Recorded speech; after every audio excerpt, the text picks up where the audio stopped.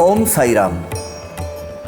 सुखी, संपन्न और आनंददायी जीवन जीने की राह यानी भगवान श्री साई बाबा का श्री साई सच्चरित, ये पवित्र पावन ग्रंथ। आइए अध्यात्म मार्ग पर चलिए पवार काका के साथ आनंद लेते हैं श्री साई सच्चरित के भावानुवाद का। ओम साई राम। ओम साई राम। अभी आटा, चार औरतें जो आटा पीस रही है और उनके दिल में, उनके दिमाग में बाबा ने अपने लिए किया है, अब इसका 4 हिस्सा करके एक एक हिस्सा अपने हम ले लेंगे और चल पड़ेंगे, ऐसा उन्होंने सोचा। और क्या हुआ आगे देखिए। समेट लिया सारा आटा गेहूं पीसकर, चक्की रखी दीवार में टिका कर, सुपड़ों में लिया आटा भरकर, उद्यत हुई अपने घर ले जाने। अब वो 4 स्त्रियों ने क्या किया, टोकरी में वो जो सुपड़े में जो बड़ा आटा था वो रखे हुए घी सब समाप्त हुए थे, तब चक्की के चारों ओर फैला हुआ वो आटा उन्होंने समेट लिया। उन चारों स्त्रियों ने चक्की उठाकर साफ सुफ कर दीवार से टिका कर रख दी, ऐसे टेक कर रख दी वहाँ, और फैला हुआ आटा टोकरी में भरकर अपने अपने घर जाने के लिए उद्युक्त हुई, वो कार्यरत हुई सब अपना 4 हिस्से बना के। तब तक बाबा खामोश थे। देखते रहे बाबा तब तक, बोले नहीं शब्द भी एक, 4 भाग करते देख। सुनिए क्या कहा बाबा ने। अभी इस मूवी पर गौर फरमाना, ध्यान में रखना। आगे हम जब इस अध्याय का चिंतन करेंगे तो उन्होंने क्या किया, वो 4 औरतों ने 4 भाग किए, और वो 4 जैसे भाग करके अपना अपना हिस्सा लेने लगी, तब बाबा ने क्या कहा वो सुनिए। तब तक बाबा आराम से बैठे हुए थे, स्त्रियों के सारे क्रियाकलाप देख रहे थे वो उनसे अब बाबा से क्या छिप सकता है, उनके वो चारों औरत के दिमाग में क्या विचार हो रहे, वो तो बाबा भली बातें जानते ही थे। सर्वांतरयामी है बाबा। उन स्त्रियों के दिमाग में जो चल रहा है ये बाबा जानते हुए भी वे एक शब्द भी नहीं बोले। परंतु जब वो आटे के 4 भाग कर अपने अपने घर ले जाने लगी, तब बाबा ने क्या कहा वो सुनिए। बावरी हुई हो क्या, कहां जाती लेकर, अपने बाप का माल समझकर लेकर जाओ त्वरित गांव की सीमा पर, डाल दो आटा वहां सारा। क्या कहा, तुम्हारी बुद्धि भ्रष्ट हो गई है क्या, बावरी हो गए हो क्या तुम लोग, ये आटा क्या तुम्हारे बाप की मिल्कियत है जो बाप का माल समझकर अपने घर ले जा रही हो। जाओ ये आटा शिरडी की जो सीमा है, जितनी सीमा है सीमा पर डाल देना। आगे बहुत बाबा एक बार गुस्सा हो गए तो फिर गुस्सा हो गए कि फिर वो आपे में नहीं रहते थे। आई रांडे मुफ्त का खाने, दौड़ी आई मुझे लूटने, गेहूं मेरे क्या कर्ज के माने, आटा जो लेकर जाना चाहती हो।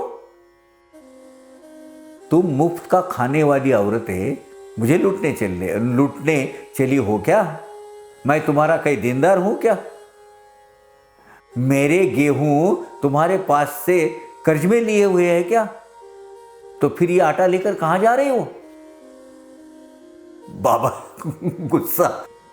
का गुस्सा बहुत, उनको झेलना बहुत अपने बस के बाहर है। स्त्रियां मन ही मन बहुत पछताई, लोभ के कारण फजीती पाई, आपस में बड़बड़ाती हुई गई तात्काल सीमा पर। अब वो स्त्रियां मन ही मन पछताने लगी, मन में पैदा हुआ पैदा जो हुआ था लोभ, उसके कारण उन्हें बहुत शर्मिंदा होना पड़ा था। वे आपस ही बड़बड़ाने लगी और तुरंत ही शिरडी गांव की जो सीमा है वो सीमा पर जाकर आटा डालने निकल पड़ी। आरंभ बाबा का कोई न जान पाए, शुरू में किसी की समझ में न आए, धीरज धरते परिणाम मिल जाए, आश्चर्यजनक करनी बाबा की। अब बाबा के कार्यों का तथा उसके प्रयोजन का आकलन कोई भी तुरंत नहीं कर सकता। उसका अर्थ भी नहीं लगता किसको। बाबा ने इस कार्य का आरंभ क्यों किया, ये बात किसी को भी पहले समझ में नहीं आती। धीरज तथा संयम रखने पर यथा समय उनके परिणाम समझ में आ जाते हैं। आज तब पता चलता है बाबा ने ऐसा क्यों किया। लोगों को उपदेश देने की और ज्ञान प्रदान करने की बाबा की जो हटौटी है ना, वो सब अलग है। बाबा की एक प्रायोगिक शैली है, ये अटपटी और बहुत अनोखी है। बाबा अपनी ऐसी लीला की रचना करते हैं कि उसके सामने वाले को जो संदेश पहुंचाना है वो पहुंच जाता है। फिर मैंने पूछा लोगों से, अब हेमाड़पंत जी ये सब देख रहे हैं, ये जो वहां ये जो प्रसंग घटित हो रहा है वो देख रहे हो। फिर मैंने पूछा लोगों से, यह क्यों किया बाबा ने ऐसे, रोग राई पूर्ण भगा दी इसी से, लोगों ने मुझसे कहा। तब मैंने आजू बाजू में जो लोग खड़े थे उन्होंने बोला, बाबा ने ऐसा क्यों किया, क्या क्या वजह है इसके पीछे। अब इन लोगों में जो जानकार लोग थे उन्होंने बोला कि बाबा ने गेहूं पीसने के बहाने आटे को फैलाकर शिरडी में जो महामारी चल रही है उसका निर्मूलन किया है, ऐसा ही हमें लग रहा है और यही प्रतीत होता है। तो सीमा पर जो आटा डाल रहे हैं वो क्या है, वो यही लगता है। अब उन्होंने अपने बुद्धि के अनुसार जो अनुमान लगाना था वो लगा दिया। अब ये जो घटना घटित हुई है ना, उसको जो बाबा का जो समांतर इतिहास है उसमें ऐसा लगता है कि ये घटना साधारणतः सन 1911 के समय की है। दादा साहब खापर्डी की डायरी, शिरडी डायरी में 11 दिसंबर के दिन क्रम में ये इसका उल्लेख है, 11 दिसंबर 1911। और उसमें उल्लेख ऐसा है कि ग्रामजनों का एक शिष्टमंडल बाबा से गांव में फैली हुई महामारी की रोकथाम करने हेतु प्रार्थना करने आया था। एक मंडल आया था उनका।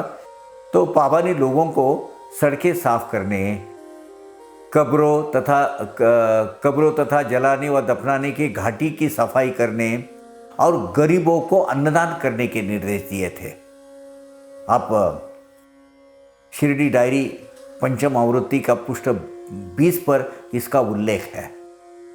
बाबा ने यह भी कहा था, इस गांव में 7 लोग महामारी में मर जाएंगे। महामारी ने अर्थात हैजा, प्लेग, ये प्लेग से मरने वाले हैं 7। तभी इस महामारी का पूर्ण स्वरूप शमन होगा। गांव की 7 आत्माएं ले जाएंगी ये महामारी, उसके बाद कोई नहीं मरेगा। इस महामारी का पहला शिकार जो हुआ ना, बाबा के जो परम भक्त है केशव अनंत उर्फ अप्पा कुलकर्णी, या अप्पा कुलकर्णी थे, वो इसी दरमियान चल बसे। इस ज्येष्ठ साई भक्ति की जो मृत्यु हुई ना, ये इसी हैजे में हुई है। और बाबा की असीम कृपा से यकीनन बड़े दावे के साथ उनको मोक्ष प्राप्ति हुई है, क्योंकि आगे साई सच्चरित में उसका उल्लेख है। उसको जाने दो, उसका कल्याण होगा, बाबा ने कहा है। उसका आगे चलकर हम देखेंगे। और वो गांव के जो जितने भी वहाँ लोग थे ग्रामस्थ, उन्होंने अनुमान लगाया, गेहूं नहीं वह थी महामारी, चक्की में उस बैरन का पीसी, फिर वह आटा ऊपरी सीमा पर डलवाया।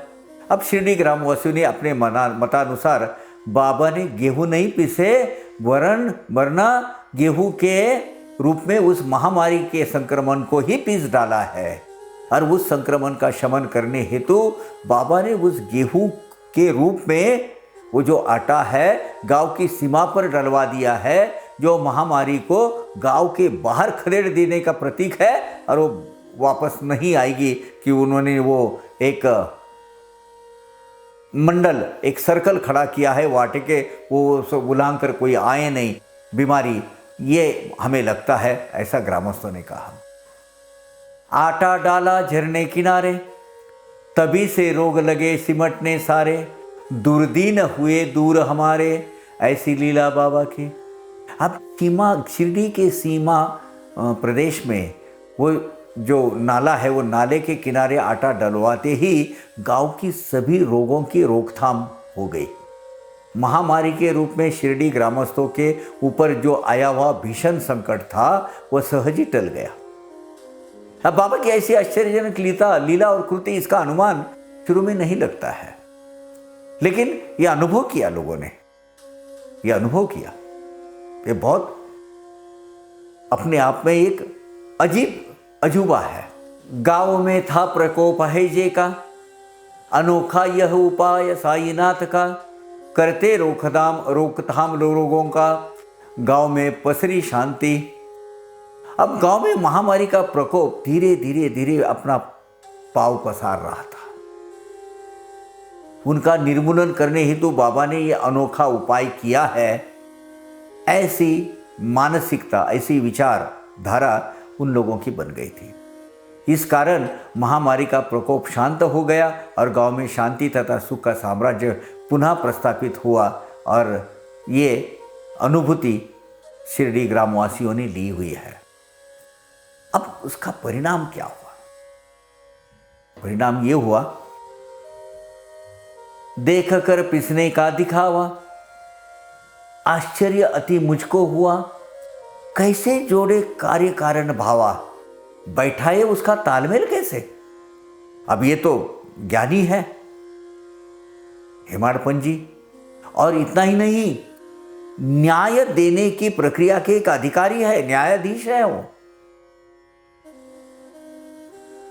तो उनके कौन सा भी उनका एनालिटिकल दिमाग चलता है, उसका विश्लेषण वो करते हैं। उन्होंने बोला यार ये अभी मैं जो ये देखा है उसको दिखावा बोलते हैं, दिखावा, ये जो क्रिएट किया हुआ है, बाबा ने क्रिएट किया हुआ है। मैं इसका अर्थ इतना सीमित नहीं हो सकता कि मुझको बड़ा अचरज हुआ। हेमाडपंत जी कहते हैं कि ये सब देखकर मुझे बड़ा अचरज हुआ कि ये जो बीमारी, ये गेहूं का पिसना और वो सीमा पर जो उसका आटे की रेखा निकालना और इस माध्यम से शिरडी में वो हैजे का जो प्रभाव है उसको दूर खदेड़ देना और फिर उसको अंदर आने नहीं देना, इसका तालमेल कैसे वो बैठ रहा है? इसका कुछ लॉजिकल इक्वेशन मेरे दिमाग में नहीं बैठ रहा है। इसका तालमेल कैसे बैठाया जाए, ये बड़ा कौतूहल लगा मुझे और मेरे कौतूहल भाव जागृत उठे। बाबा की अनआकलनीय कृति का प्रयोजन और उससे प्राप्त करने वाले फल की तर्क संगति मुझे वो बैठ नहीं पा रही थी। अब ये आगे की 2 ओविया पढ़ना, हमारे हाथ में ये जो बाबा का जो पवित्र ग्रंथ है, ये जो है ना, ये बाबा की वांग्मय मूर्ति है, लिटरेचरी स्टैचू है। इसका कारण कैसे, ये निर्माण का कारण कैसे हुआ, आगे 2 ओवियों में पढ़ लेना, आप बहुत आनंद मिलेगा। क्या हो सकता है ये अनुबंध? क्या संबंध हो सकता है 2 चीजों का? गेहूं और रोग, इनका क्या संबंध? देखकर अतर्क्य कारण निर्बंध, मुझे ये बड़ा अचरज भरा लगा ये। और जागी इच्छा प्रबंध रचने की, ये एक क्षण में मेरे मन में बाबा की ऐसी अनंत लीलाओं का ग्रंथ, अनंत लीला इकट्ठा करके उसका एक संग्रह बनाया जाए, इसकी लीला, इसकी इच्छा जागृत हुई मेरे दिल में। महामारी और गेहूं पिसने का अर्थानुरूप कोई संबंध ऐसा हो सकता है क्या? कल्पनातीत है, आप कल्पना भी नहीं कर सकते इसमें। और किसी भी प्राकृतिक बंधन से परे ये कृति देखकर मुझे ये ग्रंथ रचने की प्रेरणा जागृत हुई। This is turning point of Hemadpant ji's life. ये मोड़ है, ये खूबसूरत मोड़ इस प्रसंग ने दिया है। अब आगे बहुत अच्छा लिखा है उन्होंने। क्षीर सागर में उठती लहरें, उछलता अंतरंग प्रेम भरे, चाहा पेट भरपेट गान करे, कथा माधुरी बाबा की। क्षीर सागर में जैसे उठने वाली तरंगों के समान मेरे अंतरंग में प्रेम भाव की लहरें उछाले मारने लगी। बाबा की इन अंतर के लीलाओं की कथा माधुरी एक का गान करे, उनका गुणगान करे, उसको विविबद्ध करे, ऐसी भावना मेरे मन में प्रकट हुई। हे माड़ साईनाथ की शरण, पूर्ण हुआ ये मंगलाचरण, पूर्ण हुआ आप्त इष्ट संत नमन, सद्गुरु वंदना अखंड। हेमाड़ पंत अब कहते हैं कि मैं हेमाड़ साईनाथ के चरणों में पूर्ण रूप से शरण ग्रहण मैंने की हुई है। इन शुभ मंगलमय पवित्र मंगलाचरण की ओविया को अभी यही समाप्त करते हैं। आप इष्ट संत जनों का अभिवादन यही पूर्ण होता है। अब इसके आगे अखंडित रूप से सद्गुरु की वंदना चलती रहेगी। अगले अध्याय में ग्रंथ प्रयोजन, अगले अध्याय में क्या होने वाला है ये यहाँ उसका उल्लेख यहाँ करने वाले हैं। और ये रचना है श्री साई सच्चरित की। अगले अध्याय में क्या होने वाला है, सिवाय 1-2 अध्याय में के सिवाय ये लिखा है, ये कड़ी बरकरार रखी है उन्होंने। अगले अध्याय में ग्रंथ प्रयोजन, आधिकारी अनुबंध दर्शन, यथामति करूँगा कथन, स्वस्थता पूर्वक सुनिए श्रोता। अगले अध्याय में इस ग्रंथ का प्रयोजन क्या है, इसका ग्रंथ का अनुबंध चतुष्टय, कौन से भी ग्रंथ की निर्मित के पहले 4 प्रकार के अधिकारी अनुबंध उसके विषय होते हैं, वो घटक होते हैं, वो क्या अनुबंध है मेरा इससे, इसका विवेचन मैं अपनी अल्पमति अनुसार कथन करने का प्रयास करूंगा अगले अध्याय में। आप उसे शांत चित्त से सुनिएगा। वैसे ही श्रोता वक्ता के निज हित, ऐसा यह श्री साई सच्चरित, रचयिता कौन ये हेमाड़ पंत, विदित होगा आगे। उसी प्रकार श्रोता तथा वक्ता का हित जिस ग्रंथ में समाया हुआ है, ऐसा श्री साई सच्चरित को रचने वाला ये हेमाड़ पंत कौन है, इसका स्पष्टीकरण आगे होगा। स्वस्ति श्री संत सज्जन प्रेरिते, भक्त हेमाड़ पंत विरचिते, श्री साई समर्थ सच्चरिते मंगलाचरणम नामम प्रथमोऽध्यायः संपूर्णः। श्री सद्गुरु साईनाथार्पणमस्तु। शुभम भवतु। संतों तथा सज्जनों की प्रेरणा मिलने से, उनकी प्रेरणा मिलने के कारण प्रत्यक्ष संपर्क में आए हुए भक्त हेमाड़ पंत द्वारा रचित श्री साई सच्चरित का ये मंगलाचरण नामक पहला अध्याय यहाँ संपूर्ण होता है। सद्गुरु श्री साईनाथार्पणमस्तु। शुभम भवतु। श्री सद्गुरु साईनाथ महाराज को ये अध्याय अर्पण करता हूँ। सबका भला हो, सबका मंगल हो। ओम साई राम। इसके अगले अध्याय के ये जो आटा पीसने की जो लीला है, उसका हम मतितार्थ जानने की कोशिश करेंगे। इस अध्याय पर जो चिंतन है, इसमें जो कुछ सवाल पैदा हो रहे हैं, वो समझने की कोशिश करेंगे अगले कड़ी में। तब तक के ओम साई राम।